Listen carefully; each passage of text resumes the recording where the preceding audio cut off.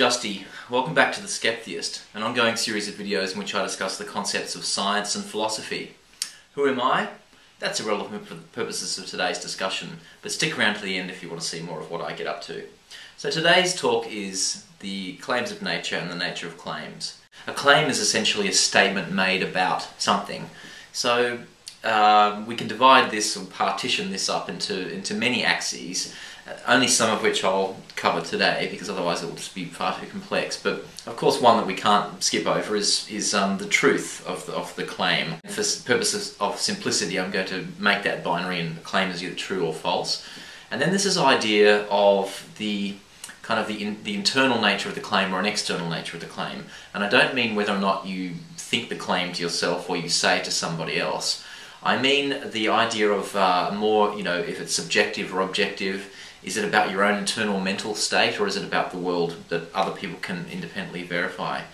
And there's a wrinkle to that that relates to the mind-body problem, which I'll pick up on in a minute. But the philosopher Daniel Dennett coined the term deipity, which is essentially refers to a claim that is either trivially true or profoundly false. The example I think he gave was that love is just a word. Now, love is a word, and that's trivially true. But there is no kind of profound truth to that statement. Other examples of this might be everything is energy, or we are all connected. Those claims are true, they are scientifically true, they are verifiably true, but the issue there and the profound falsity comes when one tries to stack other claims on top of that.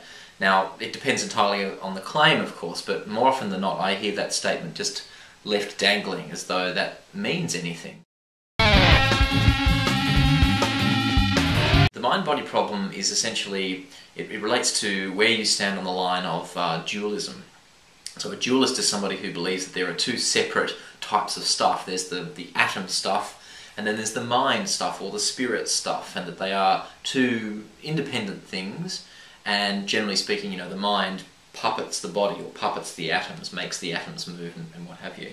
And whereas someone who's not a dualist maintains the position that it's all the same stuff and everything we see is a consequence of that stuff. The thing that I think is interesting about the mind-body problem is it really renders this idea of internal-external claims moot.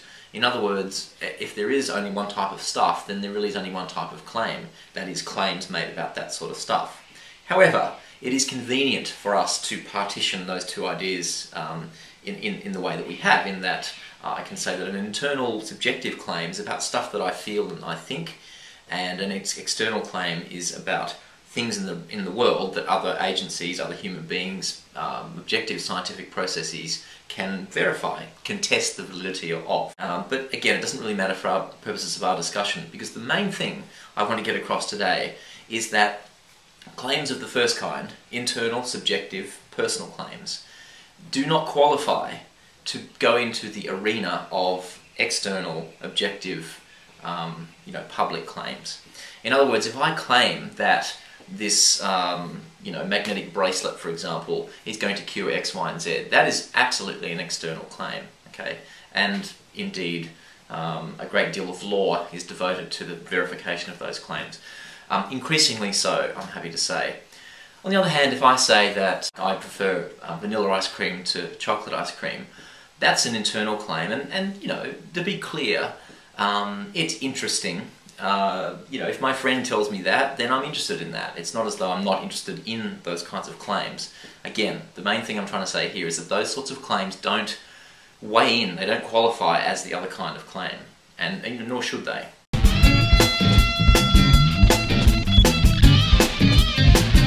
An absence of knowledge does not give you a free pass to insert whatever knowledge you want in there, or whatever claims that you want in there. Just because we, the scientific community, don't understand X does not mean that anything can be stated for X, and have any sort of validity. Things can be postulated, and that's where this whole closed mind, open mind thing comes in. Of course, one's mind can be open to a possible explanation, and that is a relative thing. Some people's minds are more open than others, but I think what's really important to get right here is working out where, what is too closed-minded and what is too open-minded. So to summarise today's message, it's simply that claims that are false and or weak and or subjective don't qualify as claims that are true and or strong and or objective. Well, I hope you've enjoyed today's episode. Coming up in the next episode, we'll talk about the naturalistic fallacy. Bye for now. The thing I think is important to understand here, though, is that I, as a healthy mental entity, am able to differentiate between the fantasy and the reality, and also know where that differentiation is hard to make, because I have a lack of knowledge about it, for example. I'm a skeptheist, skeptical atheist. Skeptics have an open mind, didn't you know? If you didn't know, maybe watch the show. It's called The Skeptheist. When you have an open mind, you can grow. If you say you're open-minded, try to put some work behind a skeptheist.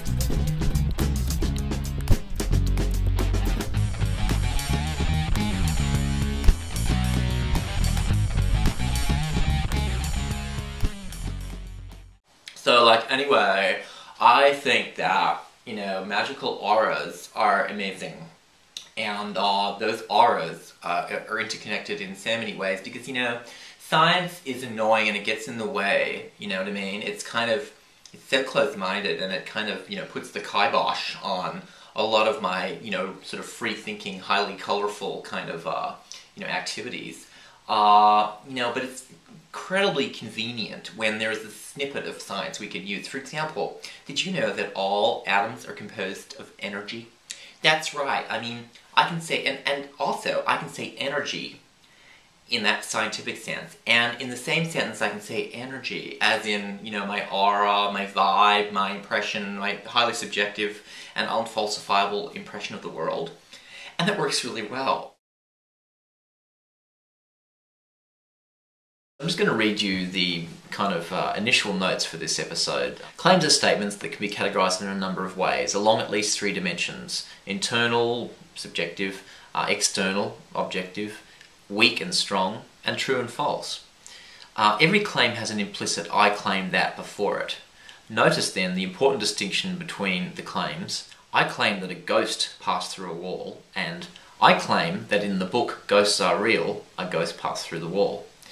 Of course, the prefix disappears when reading the book. In fact, good immersion requires that we forget that it's there, but no sane person would for a second forget that it is there when paused in their reading and interrogated on this fact, i.e. that the claim is made from within the special reality bubble known as fiction.